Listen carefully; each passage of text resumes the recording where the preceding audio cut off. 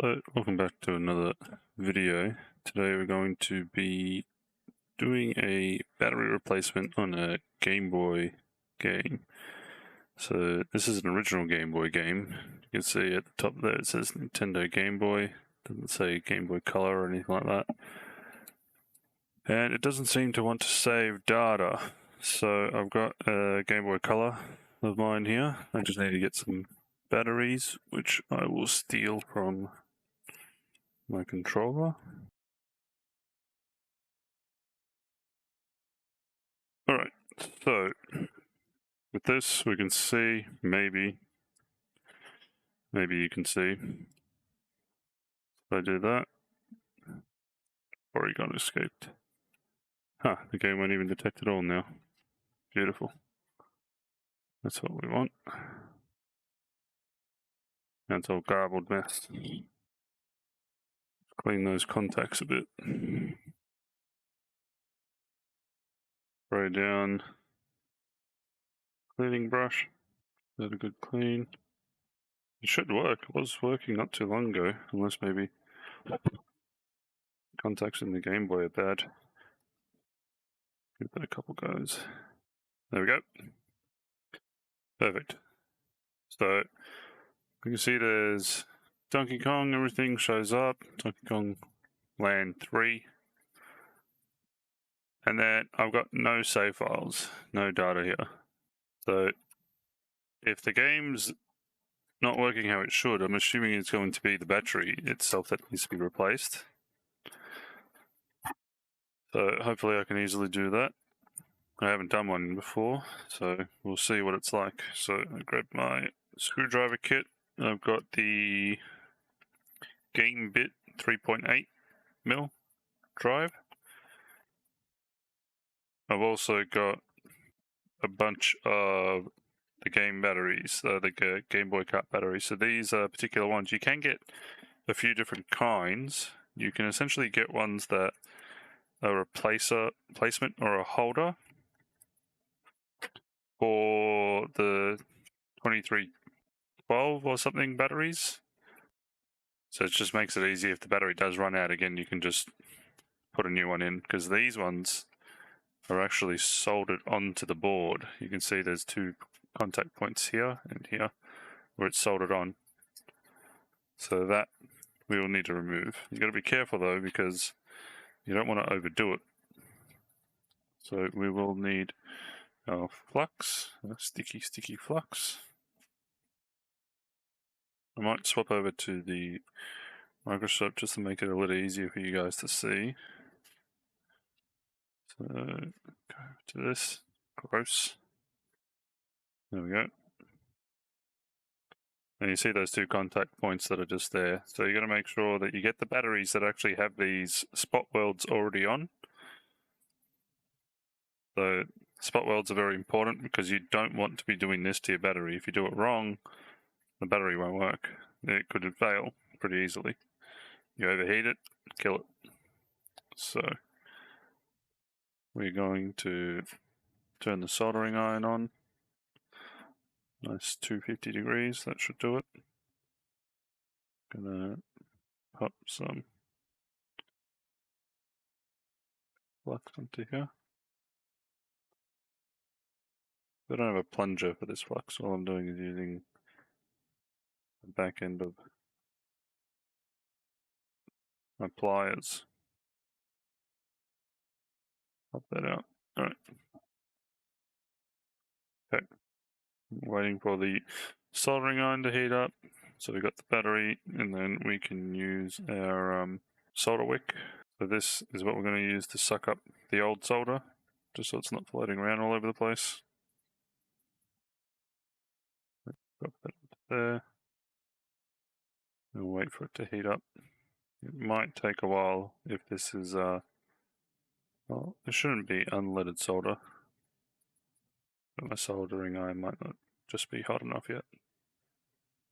There we go. It's starting to do something. Try doing the other side now as well. This one should still have some tons of flux. You see that bubbling and cooking? And melting. Keep melting.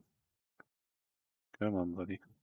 Got a majority of that off, so what I'll do now is I'll try and pry that up a bit as I heat it, so that way the tab releases. Doesn't take much. There we go. The same on the other side.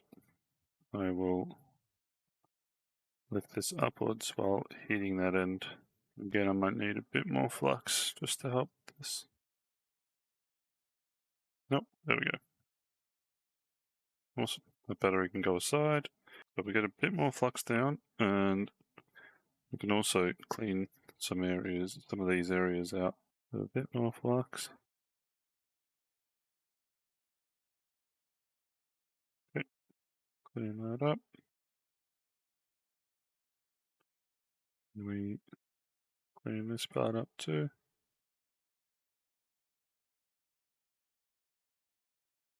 Make sure that's all evenly spread. Nice, nice, nice. I'm going to spray this with some ISO. I'm going to brush it down, clean all that gunk off. You don't want that being burnt in. So now what we want to do is get one of the new batteries out, place it in the same orientation. I've already forgotten how it was, but I believe it was like this. So plus, yeah, so the plus is on.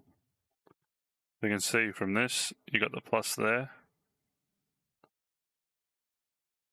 So we want that part, that plus, facing downwards. That's the minus terminal, and this is the positive terminal, which is underneath. And you should be able to see this marker right here says positive, and this marker here says negative, so you can't really go wrong. If you do, I don't know what to tell you. So this seems to be slightly short. Like the actual things themselves aren't long enough to reach, which is pretty annoying. So this is just what you get for buying batteries online. So it's meant to be like a universal battery that works for all the handheld consoles that use, or not the handheld consoles, the carts that use this type of battery. So they make it like that so that you can easily fit it in ones that need a smaller area, and then all you do is just overhang or underhang the battery a bit. Connection as good as we can. Whereas this one seems to overhang quite a bit better.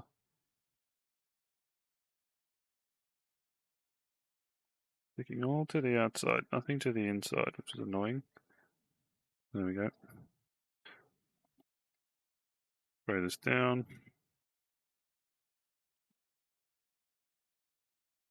Give that a good scrub. And now we come back to the game cart itself. To give you a quick clean while we're here. So that goes in like that. This then goes on like this. Slides back up. I'm going to say I don't remember where I put the game bit screw. Then we tighten that back up. So bring the Game Boy back over. We'll find out what we did. Okay, so far so good. Game reads.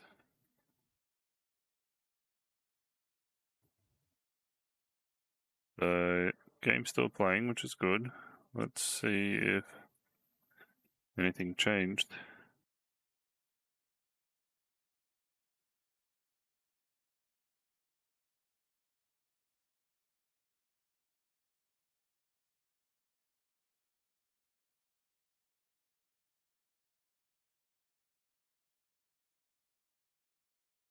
Save game works now. So you can see there, we just had to get to the cave again.